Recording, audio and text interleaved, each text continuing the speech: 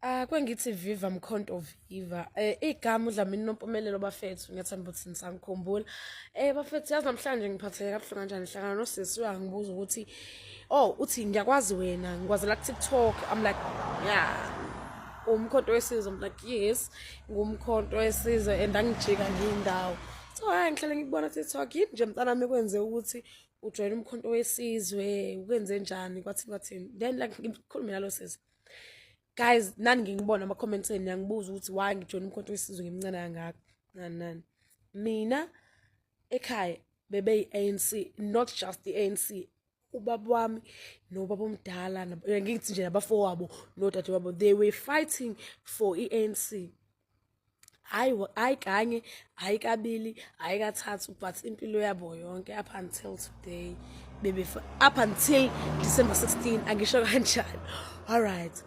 Ubaba wami bebelelwa i-ANC hayi kancane. Ngikhuluma ngokuthi mina umuzi kamkhulu wami ngithe ngihlala eMlazi. Lo muzi engihlala kona uke washiswa before ushiswa inkatha.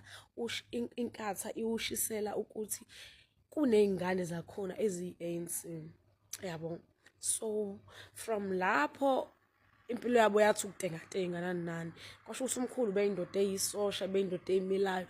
Yahamba yayosebenza futhi leya ndoda leya yasebenza phantela abantwana bayo yaphinde futhi yawakha umuzi. So baqhubeka basupport ANC lokho ethi hayi ngizonakhela up until today awukaze wakhe umuzi kamkhulu. Umkhulu wazakhela yena, then ke wasizwa abantwana bakhe ezibekhula bamsiza wa renovate wenzani.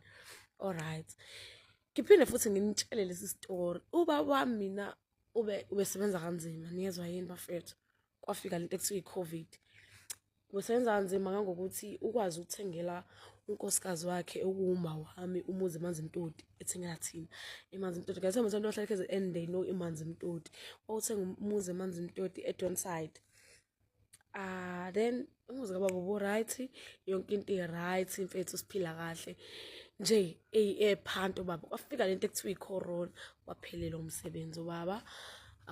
Kwadliwa imishini yakhe nje benethenda ke legundutshani enetruck esebenza kahle besibili i-soft life. Then ke kufika lento ekuthiwa i-corona, waphelelwa umsebenzi. Kuphela umsebenzi, kwadliwa umuzi, kwadliwa imoto nje. Then we have to go back sibuyele elokishini eMlazi. Sabuyela gogo sahlala sihleli khona nje even today baba makaza uthola umsebenzi.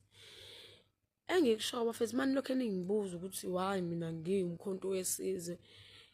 Ngalesikhathi ubaba uZuma engena okhethweni impilo kababa wami yashintsha. And ngalesikhathi ephuma kwathatha iminyaka emincane mhlambe 5 years or 4 years yaphinda impilo yakhe yashintsha ayibuyele esimini sakhe sakudala. Mina ngazi lutho ngithi I'm 22 but impilo yami bayenze i-ANC impilo yami yenze yaguquka yathi ibi on and off. So i-choice yami nje nge-MK angeke ngize ngishintshe. UZuma ngiyamthemba, ngiyamthanda.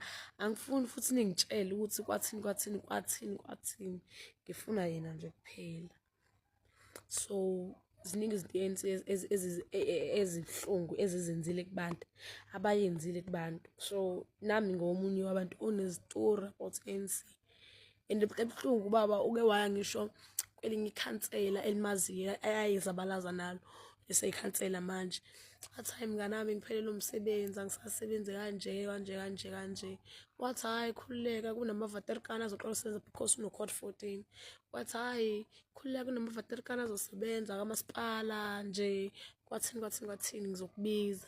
Afika amavaterikana kamasipala wafaka abangani bakhe. So I don't want to be specific about that. But nje it's too much guys. ANC right.